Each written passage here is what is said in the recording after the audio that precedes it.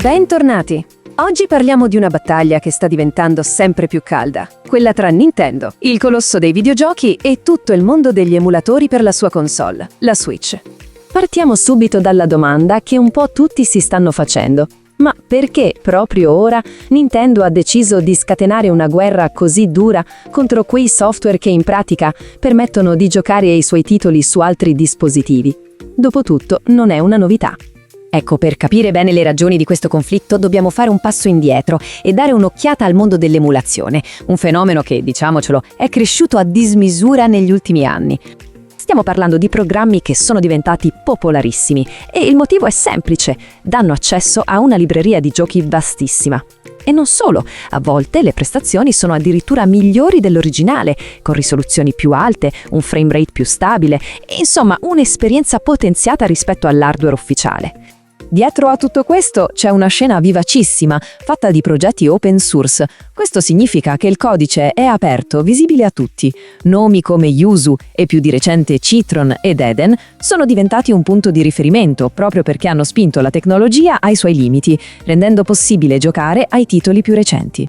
E come c'era da aspettarsi, questa popolarità inarrestabile ha scatenato una reazione da parte di Nintendo, e che reazione decisamente nuova e molto aggressiva. L'arma preferita di Nintendo in questi casi è la notifica DMCA. In parole povere, è una richiesta legale con cui si dice: «Ehi, quel contenuto viola il mio copyright, tiralo giù subito». È uno strumento legale potentissimo e quando arriva una di queste, gli sviluppatori capiscono subito che la situazione si è fatta seria. E infatti l'azienda non ha perso tempo. Di recente ha inviato queste notifiche a raffica, colpendo diversi progetti di emulazione per Switch. Il risultato? Li ha costretti di fatto a chiudere i battenti, almeno per quanto riguarda le loro pagine di sviluppo pubbliche. Ok, e qui entriamo nel vivo della faccenda, perché per capire la disputa legale bisogna guardare proprio al cuore del sistema, a come funzionano tecnicamente queste cose. Proviamo a fare un esempio semplice. Immaginiamo che un gioco per la Switch sia come un'automobile super sicura.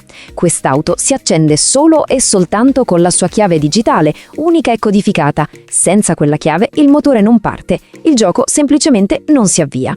E qui le posizioni sono diametralmente opposte.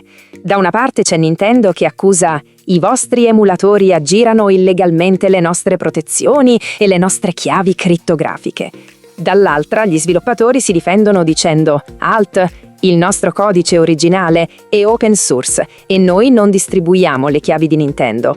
È proprio questo il punto: codice contro chiavi. Un bel rompicapo legale. Messa di fronte a questa pressione legale enorme, la community degli sviluppatori non si è data per vinta, anzi, ha fatto quello che fa sempre: si è adattata.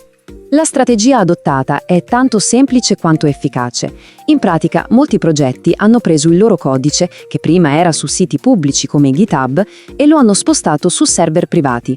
Perché? Semplice. Così diventa molto più difficile per Nintendo trovarli e costringerli a chiudere tutto. Lo sviluppo di fatto continua, ma lontano dai riflettori. Quindi, alla fine, tutto si riduce a un punto fermo, una posizione ufficiale da cui Nintendo non si smuove. I loro giochi devono girare solo e soltanto sull'hardware ufficiale. Punto. E questo è il principio che sta alla base di ogni singola azione legale che intraprendono. E questo ci porta dritti a chiederci: cosa succederà adesso? Perché, attenzione, quello che stiamo vedendo non è l'inizio della storia, ma solo l'ultimo capitolo di una saga che va avanti da un bel po'. Questo schema ci fa capire una cosa fondamentale: il conflitto non è affatto nuovo, ma in continua evoluzione. Ci sono sempre nuove tattiche, nuove strategie da entrambe le parti. È un continuo gioco del gatto col topo combattuto in un campo di battaglia digitale. E francamente la fine di questa partita non sembra affatto vicina. E così arriviamo alla domanda da $1 milione. L'emulazione è uno strumento fondamentale per preservare la storia dei videogiochi, per non perdere capolavori del passato? Oppure è, molto più semplicemente, una scorciatoia per la pirateria? E soprattutto, dove ci porterà questa guerra che sembra non avere mai fine?